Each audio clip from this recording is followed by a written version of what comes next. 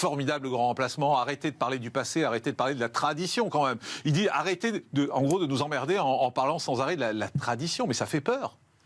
La France, ça s'est nourri de plusieurs traditions, comme j'ai déjà rappelé à plusieurs reprises dans mon livre.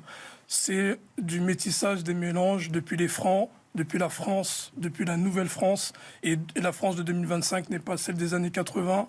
Donc, oui, mais n'oublions pas le passé, n'oublions pas notre histoire, n'oublions pas nos racines. C'est ce que je viens de dire. Ouais, enfin, on n'oublie c'est pas. ce que vous avez dit moyen, comment. Non, parce que l'histoire de France, on l'apprend à l'école et on a appris Napoléon, on a appris le général de Gaulle, on a appris François Mitterrand, on a appris malheureusement Emmanuel Macron maintenant. Mais et du coup, oublié.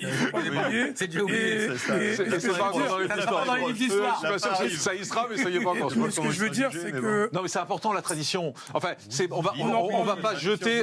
Là, j'ai l'impression d'entendre Mélenchon qui jette le bébé avec l'eau du bain. C'est-à-dire, oublions tout, oublions ce qui nous a fait, oublions ce qu'on a construit pour parler de l'avenir. Et l'avenir, c'est pas le passé, c'est pas nos racines. Mais enfin, un arbre, il tient debout qu'avec ses racines, hein, excusez-moi. Vous avez raison, et c'est pour ça que j'oublie pas l'esclavage, j'oublie pas la colonisation, j'oublie pas tout ça. Non, mais j'oublie pas l'esclavage, excusez-moi, mais qu'est-ce que ça vient faire au milieu ? Il y a du mauvais et du bon dans la tradition française. Et ça, c'est important de le souligner, il faut le rappeler. D'accord, mais c'est pas la tradition française, l'esclavage. C'est pas la tradition française. C'est l'histoire de la France. C'est pas la même chose. Et l'histoire de la France, ça fait partie de notre culture. Franchement, excusez-moi, le premier mot qui vous vient quand je vous parle de l'histoire de la tradition française, vous me citez l'esclavage. Il y a aussi Sagné et les rois de France. Il y a Sagné et les rois de France. Ludovic Toro. Oui. Enfin,